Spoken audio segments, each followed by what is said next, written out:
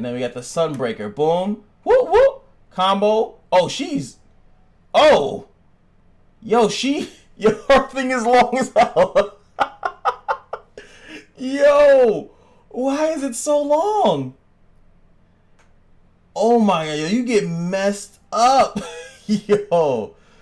Yo, she wins. She wins. I will mark my words. Every time I use Yang and she's on my team, I am going to turn on animations and I'm not skipping it. What is going on, guys? It is time. It is time. I finally have waken up. I finally have woken. It is time to go over these characters. They are finally out. As you can see, the tabs on the top side. We're going to go over all of them on this video. I'm going to do Kane and Elizabeth's in a separate video. I think that is fair.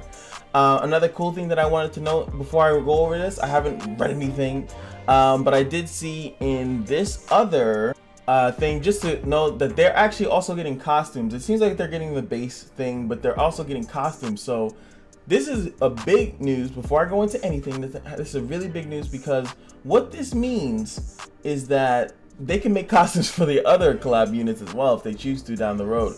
So this is huge, like oh god, this is huge, because that means, like I said, I think I was responding to someone that they can redo, like not redo, but they can, when the year passes by with Full Metal Alchemist, the year passes by with Fairy Tail, that all of a sudden now you can see them make them and give them a costume or some sort, you know, to revamp them, add more characters and stuff like that. So it's just cool that not only do you get the character, you also get another little outfit for them, so you can kind of choose the way that they look.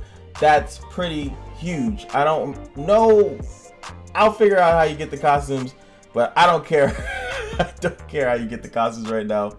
If it's some OP broken way, let me know later on. I'll be like, oh, my bad, bro. I didn't know I was promoting it like that. But until then, let's go into the thing. We're gonna go in the order that they were in the thing. So of course we're gonna go with RWBY first. There goes her lovely little design, of course. And I don't think that there is we're early, so there is no actual movie or anything like that. So let's look at the S1. This is usually how they do it. So boom, she dropped the scythe down and shoots, looks like. Boom, bam, beautiful. Actually, no, that's not the S1. This is the S1. S1 is a normal, like, roundabout scythe. The second one is the sharpening. And there's the S3 that we got a nice little preview with inside of the trailer. Boom. And then another gunshot. So it's similar to her S2 actually, but just with more fancy animations. Alright, so here we go. Looking at the leader skills. Let's check out the leader skills here. Let's check out the RWBY skills. So her leader skill is increases wind and light allies critical strike damage by 40%. That means, I'm hoping that means that she might have some auto crit stuff. Really that it's wind and light. Wait, what element is she? Baby girl. Is she wind? I think she might be wind. Because you know, this background, the detail is actually like green, so I'm assuming that she's wind. All right, so the S1 is inflicts penetration damage equal to a cone, obviously that's attack, and then adjacent enemies. And then as you level it up, inflicts penetration damage equal to blah blah blah. And poison, it gains poison if you max it out, as you can see, 70, 80, 90, 100% to inflict poison of attack upon landing a critical strike. So that's cool. A cone attack that gives a cone of poison sounds pretty sick, but of course this is only when you get it up to at least level 3, and then as it goes on you'll see that, you know, it becomes like 100%. That's pretty cool, right? That's actually nice, because as we all know, in this game, poison stops healing and does damage over time. It also helps out in the burst meta, and you know, a lot of characters right now that have burst also makes it seem like you might want to go multi-strike, but she needs to crit to do that. So we're on the lookout for some crit things, something that makes a crit. All right, so here we go. Deadly Reap, that was the slash into the gunshot, inflicts damage equal to single target nuke, pretty much, to one target. Single target nuke that is on the S2. They usually have different values, and that's what this one usually has. 100% chance to put disable resolve. That's pretty good. It's on a 3-turn cooldown upon landing a critical strike once again. So we got two things: critical strike, and it decreases the caster's skill 3 cooldown by 1 or 2 turns if the attack kills the target. Then we look at it at level 6 here, and it inflicts damage, you know, 320, which is normal, 100% chance with the resolve, and it does 3 turns to the skill cooldown if you get it. So it's almost as if that's why maybe they look exactly the same, the S2 and the S3. So we see a pattern here that it has to do with critting. It also has to do with the S3, so you probably want an S3 and then use your S2, or S3, S1, then S2, whatever. So now we're gonna see what the S3 does. The S3 is a single target nuke with penetration, and it has 60, 70, 70, 80, 80 chance to make the target unable to revive. So she has unable to resolve and she has unable to revive. She has both the pretty meta stopping stuff. It's like she's here to stop it all, baby. She's here to stop it all. And then at level 6, inflicts penetration damage, 100% chance to make them unable to revive for 2 turns. So she's pretty crazy, like as far as like, oh my god, I've never seen this before. So let's look at the passives. In Crescent Rose, increases damage dealt by 30% upon landing a critical strike. Okay. Activates Resolve upon taking fatal damage. She has a Resolve. When Resolve is activated, restores the caster's HP by 50% and grants them caster Veil of the Phantasm for 2 turns. That's the first passive. And then she has the boom, Unsurpassed Agility. Has a high chance to cause the caster's turn to come more quickly at the start of the wave. So that's same thing like Aemon. At the start of the wave, she has a chance to go first. Increases critical strike damage by 170% of a critical. Wait, what? Increases critical strike damage by 170% of critical strike chance. That is so weirdly worded. That's not even fair. That's not even fair.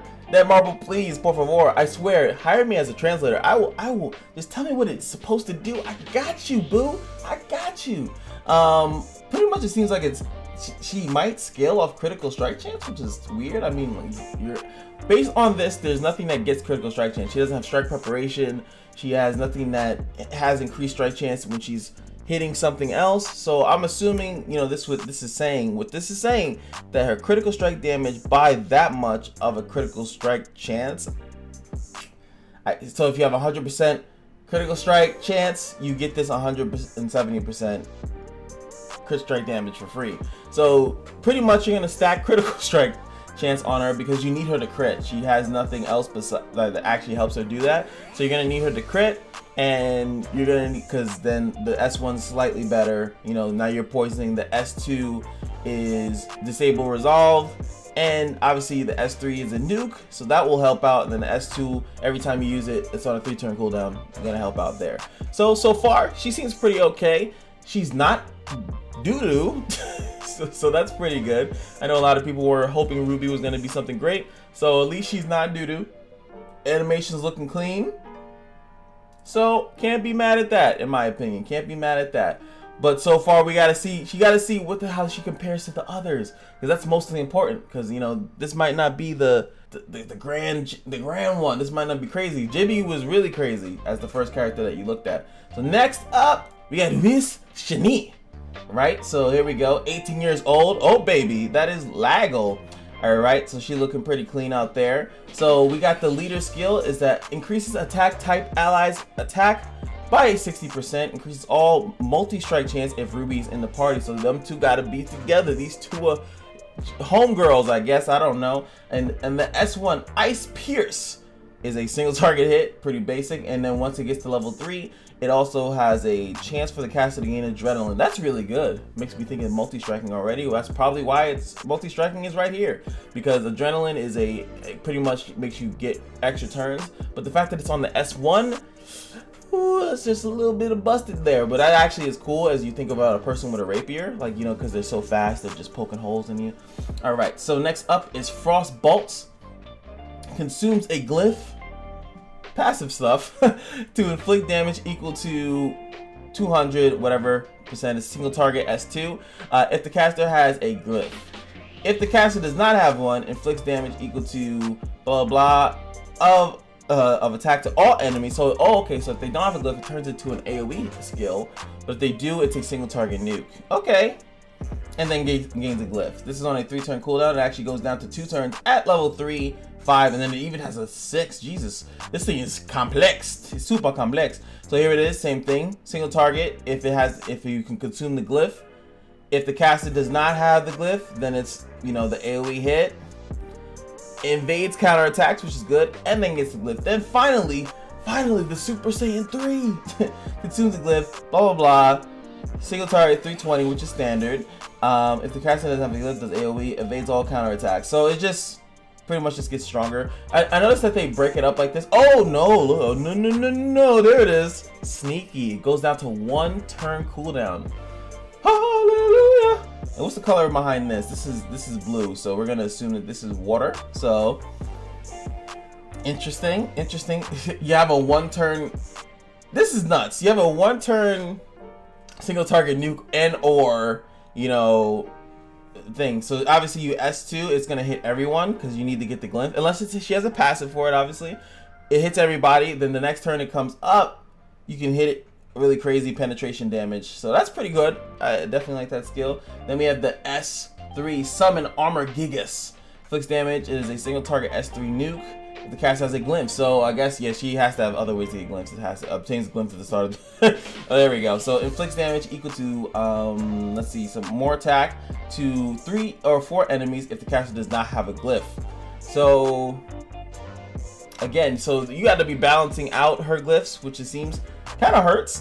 Kind of, I don't want to be paying attention to all this stuff. I just want to get busy. And then at level 6, it gets ignored defense. It seems like, so that's pretty cool. So start of the battle, it says that she gets 1. So I guess you choose which ones you want to have. Do you want which move you want to use first? So she seems technical, which is cool for a character with a rapier. Rapier characters are supposed to be these technical beasts when they're poking through your defenses and stuff like that. So here we go. So you think about, let's say you S3 in the beginning, right? You have the glyph. It's a, you know, single target nuke, and then the glyph goes away, right? You S2 because this doesn't give you a glyph, right? Yeah, this S3 doesn't give you a glyph. So you S2 after that for your frost bolts. And you do this, it does AoE hits, gives you a glyph, can't be counterattack. Pretty cool. It's like they tested, Jimmy gave this woman, you know, the ability to do this nonsense, right? But let's go to the passive. That's what's gonna stick all the glue together, right? Obtains a glyph at the start of the battle, inflicts additional damage equal to 80% of the damage dealt, and has a 70% chance to make the target unable to revive when attacking if the caster has a glyph. So you definitely have to be prioritizing that S2 because it seems like that's the only way she gets them back. She does get 1 at the beginning of the turn. Then we're gonna look at funny, the passive is called Glyph, by the way. This one is called Perrier. I think that's how that's pronounced. Decreases damage taken by 50% for 2 turns at the start of the wave. That's nice. 50% less damage for the first 2 turns. Pretty cool. 70% chance to freeze for 1 turn. And 50% chance to decrease the caster's skill cooldowns by 1 turn when attacking if the caster does not have a glyph. Interesting. I'm assuming these are both tied together because it says and. So if she doesn't have a glyph, so you S3, you lose your glyph. Then you S2, there's an AoE hit that should have a 70% chance to freeze for 1 turn and a 50% chance to reduce her cooldowns of pretty much her S3 because obviously nothing's happening with the S1. So as you can see, the S1 doesn't have any of that nonsense into it. But that's really specifically probably why you want the adrenaline, so you can get these extra turns, and then if you lower the cooldown of the S2, you get the glyph back. She's very complex. It's actually interesting to see how much I wonder now. I kind of want to watch the show right now just to see how she works, because she seems like she's doing all this stuff and she's summoning armor and stuff like that. Let's look at the skills. This is the Ice Pierce, the little poop. Yep. It's like that. I already knew it was gonna be poop. Quick stabby stab. You know where the money at. And then we got the frost bolts. Boom, and then they shoot out pretty good. I can see that that's either going to go to either one person's getting it or the whole squad is getting it, depending on how she feels. And then we got the Armor Gigas. Boom, does that. Boom, puts it down, turns into literally Shovel Knight and drops the. It looks like Shovel Knight. Definitely looks like Shovel Knight. Not just saying. All right, so she looks pretty cool, except the fact when she turns into, you know, Shovel Knight or Dark Souls character. But she's very complex and I like that. So right now I'm more interested in her to see how you micromanage all the glyphs and stuff like that. That seems really cool. Next up we got Blake. This is the character I was excited for. She looks spicy. Wait. Oh, they don't tell me her age. Damn, I'm in trouble. I don't know. Is it safe? The other one's 18. I'm assuming she's 18 too. So here we go. She looks, so she had the sword. She had like the little she looks super excited. She got the leather going on. That's like dominatrix stuff. I'm not usually into that, but it's fine. So she looked like she might be dark. And I'm assuming this because the ribbon after image increases dark allies multi-strike chance by 30%. Then we're gonna look at the S1, inflicts damage equal to single target S1 stuff. Inflicts additional damage equal to the attack if the caster has a shadow. Oh, here we goes. And then we can see here that at level 6, we're gonna get some ignored defense on an S1. And if you guys don't know how stupidly broken that is, it's really good to have a S1 with ignored defense on it. That means every multi-strike, every counter-strike, and she's multi-striking, she wants to, it's telling me right there that she wants to, makes it, you know, you're doing a lot of damage. Now we're going to the S2, which is the Shadow Dance. Inflicts damage equal to, it's a cone attack, and you got some chance to remove a buff, similar to Tarkus actually, S2 that removes buffs. Then at level 6, it goes down 1 cooldown, and it has 100% to remove all buffs instead of just 1 or 2 of the buffs. Really good. That's a really good level up, I have to admit. Like that. Cone attack, removing buffs. Next up is the Blade Rush. Inflicts damage equal to 3 enemies. It just hits 3 enemies. A little wild. She's a little wild. And then she has a chance to put Weapon Corrosion. And then at level 3 to 5, it gets it gets penetration damage to 3 enemies still. And again, 80, 90, 90 to get the Weapon Corrosion. And then last but not least, it gets 100% still to 3. I was wondering if it would go to all enemies, but no. Weapon Corrosion, if I remember correctly, is something that pretty much makes that character do a lot, significantly less damage. It's like attack break advanced, pretty much. So she's gonna hit 3 targets, and depending on how many levels you have in it, it's gonna really screw those 3 targets over, which kind of sucks. I'd rather at that point it be a cone attack, because then you can kind of control who it hits, because I don't want a Weapon Corrosion to support. I really like the S2, but let's look at these leader skills. That's really where it comes down to, because there we go. 100% chance to obtain 2 shadows at the start of the wave. Maximum is 2, so you can't get more than that. Can use 1 shadow when attacking to nullify damage taken if the caster has a shadow. Oh dear lord. Guarantees multi-strike if the caster does not have a shadow. So, wait, now it makes me think back. Okay, so the S1, yeah, right? So the S1 is ignoring defense when she has a shadow. Nothing else interacts with the shadow mechanic except the S1. So if she has 1, she'll ignore defense. She gets 2 at the beginning of the fight. So she consumes a shadow when she gets attacked to nullify the damage taken if she has a shadow. So there's 2 instances of damage where she will not take damage. And then once they are gone away, she always multi-strikes. Guarantees multi-strike if the caster does not have a shadow. So after not taking damage twice, then she will multi-strike all the time. But then that kind of sucks, because then now you done lost your ignore defense. Wait, let me look at the 60, because maybe she can get it. Okay, 100% chance to obtain 1 shadow upon multi-strike. Okay. I don't know why I'm clapping, because that makes her broken as hell. Oh, that makes her actually broken. Increases damage dealt by 80% and ignore targets damage decreasing. Targets damage decreasing if the caster has a shadow. Okay, so she's Ooh, that's spicy. So you don't really, you could build her on multi-strike, right? That's why they have max 2 shadows, because you would have just honestly stacked multi-strike on her, and then you would have been shadowed out for the rest of your life. And it's smart that they did multi-strike and not counter, because then you could have just built counter to have her do that. So she can take 2 instances of damage. So let's say someone multi-strikes on her, they hit her once, nullifies it, hit her again, nullifies it. Then her turn, then she has it, she'll multi-strike. When she multi-strikes, she'll get a shadow guaranteed. It's 100% chance to gain the shadow back. So it starts up again. So if she happens to multi-strike again, you can actually still build multi-strike on her. And then if you want to like tip the scales to get that 2 back, because she has no other way of gaining multi-strike outside of shadows, you know. So I guess you still will build it. We're not going to go too in depth of it, but let's look at this. Let's look at the character. Shadow Assault. Oh, you can even see that she has like a little after image inside of it. I like it. I like it a lot. Next up is the Shadow Dance. This is the cone attack that strips. Oh yeah, that was the thing that I liked. It looked really clean. She has little cat ears too. Just for you fans out there.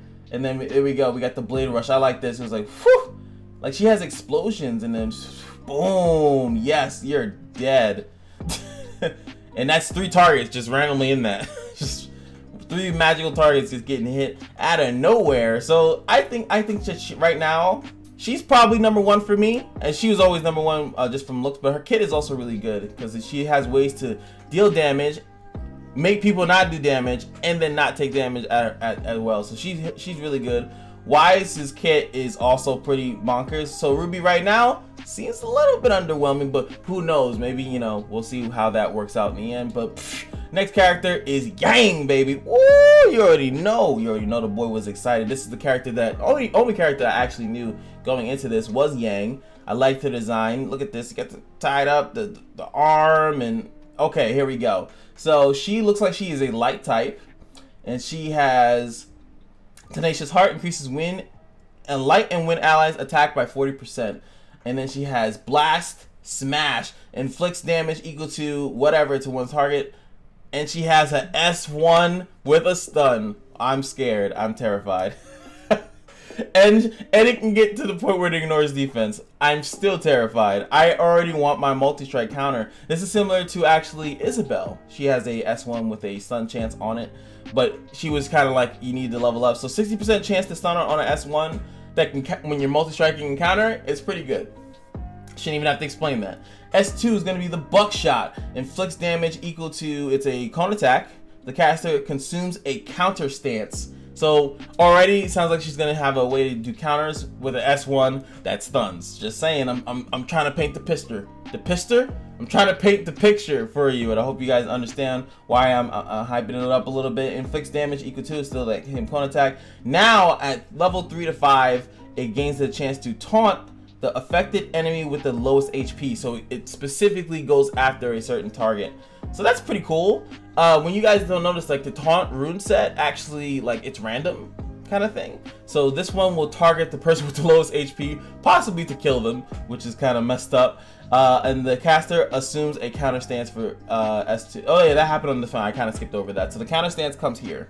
Oh wait, I thought that she like it used something, but no, the counter stance is with the S2. The caster assumes, I thought it said consume. I read it too quickly. The caster assumes a counter stance for 2 turns, so you S2, and then this one you level it up, it taunts somebody, gets the counter stance as well. And then assuming here, it's a 100% chance to taunt one enemy with the lowest HP. So that's cool. Counter stance, I'm assuming, I never heard of it before, so I am pretty sure it's, you know, she auto counters or something like that. Now we got the S3, the Sunbreaker. It's a single target S3 nuke, and we got the disable resolve on the bad boy. Looks weird, doesn't go up to 100% on the disable resolve. Then we have at level 6, it is 85% chance to disable resolve. Wish that was 100, that kind of sucks. So, my booting, she didn't get the, oh, maybe it's in the passive. Maybe it's in the passive. Right now, she's kind of okay-ish. Okay, so time for vengeance. 60% chance to assume a counter stance for 2 turns when counter attacking.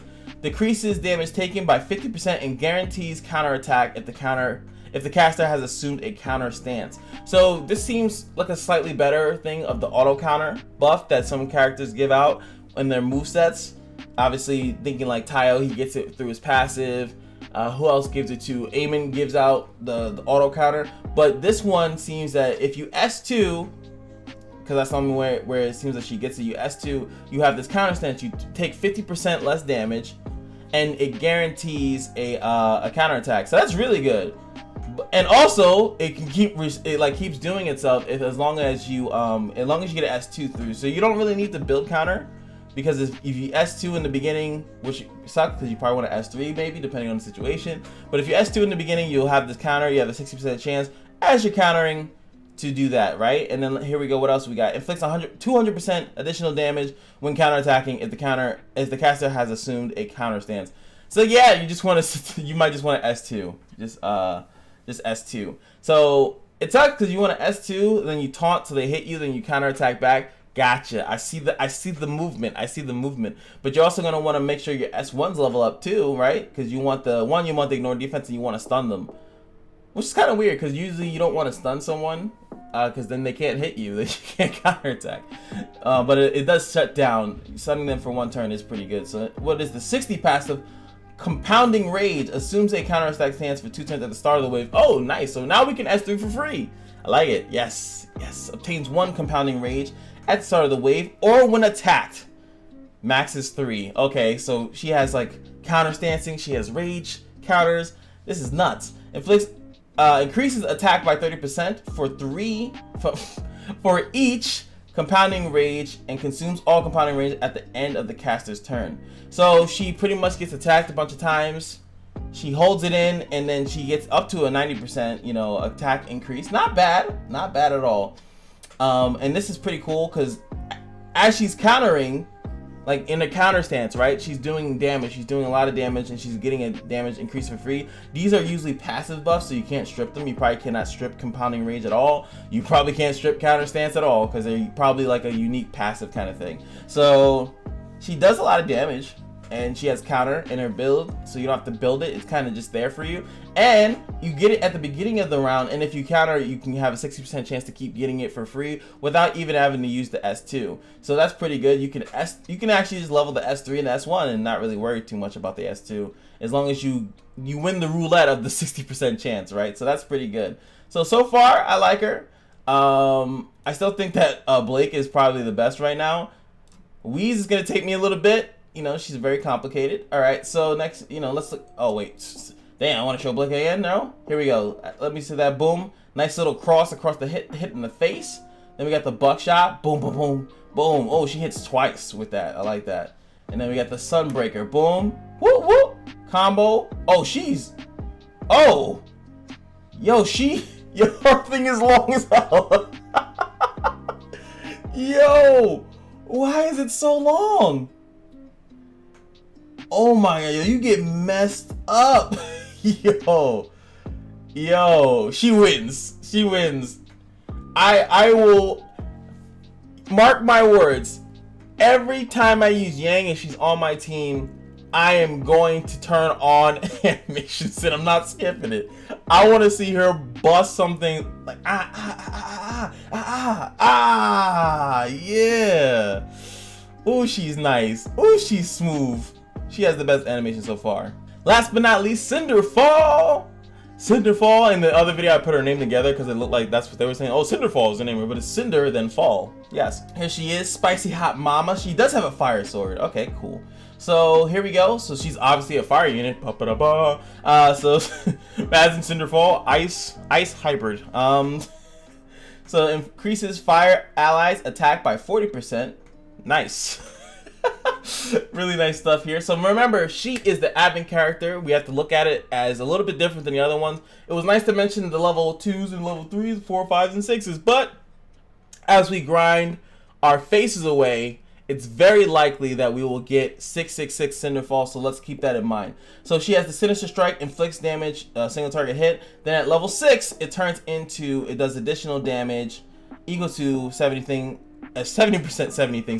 of attack that ignores defense if the caster has Fallen Maiden. I'm assuming we'll find out how that happens. Fall Maiden actually, not just Fallen. I already made her a bad character, like she's corrupted. Dang it, sorry. Okay, S2 is obtains 1, 2, or even 3 Fall Maidens. Max is 3, so of course do that. Removes 1, 2, or 3 debuffs and restores some HP. I like it. Makes the caster's turn come next. So this is the first. Is this the first time? It's kind of like, well, actually, it's kind of like Karen, but the way I wanted Karen to work, where you can S2 yourself and then like do an attack. So imagine this. So we got the S2 going here, right? And this is all 6. So this is how that move just works. You S2, you get the Fallen Maiden, then you, boom, all of a sudden you got some ignore defense on your S1. Pretty good. Hopefully there's more synergy with that, and she removes some buffs off of herself. So she's pretty self-sustaining mama, all right? Then we got the Seismic Disruption. Is a single target, S1, and has Disable Resolve. And then at level 6, ignores defense. That's kind of crazy. The fact that you can actually max skill something that has ignore defense because it's the Advent unit is actually kind of crazy. So I'll probably be going for that first. This is cool and all. I don't know, but we haven't even gotten to the passes, right? So ignore defense, 90% chance to disable resolve, inflicts damage equal to 200% of attack to a target, and it makes it a cone as well. Yeah, you're maxing that first. That seems nuts. I'll definitely be S3, S2, S1ing her. That's crazy. I mean, I probably won't use her until she's 666 anyway, but that's still crazy. So let's look at the passives. Woo! Oh, what? Ooh, uh-oh. Increases attack by 100% and increases evasion by 50% if the cast has Fallen Maiden. Oh, so if she doesn't start off with Fallen Maiden, now you might wanna S2 first and then S3. But it's not like this ability is off, like, you know, you can't use it when the match starts or anything like that. So yes, you S2 then S3. Consumes 1 Fall Maiden upon using skill 1 or skill 3. That's kind of balanced. I respect that, because it didn't say that it consumed it here, right? So it makes sense that they had to put it somewhere that it gets consumed. I like that. Next up is the Resurrection. Activates immortality with 100% HP. Ooh, nice. So she gets all her HP back. I don't know if everyone's immortality did that. That's just kind of crazy. And of course, will not be revived. The killer will burn. That's kind of weird for a fire character. I would have liked if they kind of mixed it up. That's how immortality works, but it would have been nice if they, like, if she's frozen or something like that. Decreases the caster's cooldowns by 1 turn when attacked if the caster does not have Fall Maiden. So a nice little mechanic to get her Fall Maiden back up, because even if, like, if you look at the cooldowns, it's 3 to 5, very likely this is going to be on a lower cooldown, because you're going to use it, then your turn comes, S3, then this is 4, you know, blah blah blah, a couple turns pass by. If you keep getting hit, you don't have any Fall Maidens left over. Almost makes you not want to even level up the S2, right? Because then this thing takes longer, but you take less. No, well, you want to keep the evasion. 50% evasion is pretty good. You want to keep that. So all right, so let's look at her skills. Sinister Strike. She looks really cool. Ooh, light boom, and then it turns black. Fall Maiden, this is the buff. The S2 buff. Give me power, and I'm assuming she stays like that probably. Then we got Seismic Destruction, where you're looking at it from probably the tail end of it. But that looks insane. Oh no, she starts with give me the power. Limited cosmic power.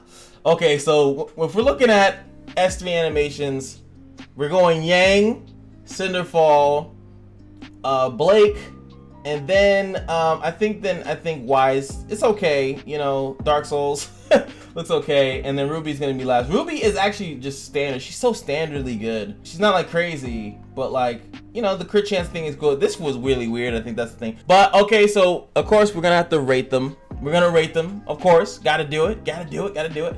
So I'm super impressed with Blake. I think Yang is definitely a close second. I think that I'll have to go with Cinderfall, and then Weiss, and then Ruby. But they're all pretty close, but that's just how I rank them. Let me know how you rank them. How are you excited? Who's the ones you were most excited for? How do you feel about it? Like, it's crazy. I'll probably have to do a video realizing how the event works. I don't even know. But that's all the characters, 5 characters in one. Usually I used to do them separately, but you know, it's easier for you guys, for me to just do one video. You don't want to search for each individual video or anything like that. This was nuts. All the characters are good though. Don't get me wrong, they're all good. But I'm definitely want Yang and Blake, 100%. They're nuts, crazy, and Cinderfall is actually pretty good. A really good Advent character. I feel like the other Advent characters, Lust, Bazaria, in the past, like, they're still good, but no one like really would build her. You actually should build her. She has a S3 single target ignore defense, and she has 50% evasion in her kit, which is stupid. So yeah, there we go. Hope you guys enjoyed the video, and remember, every day at the Kashino is your lucky day, and I will see you guys in the next video. Peace.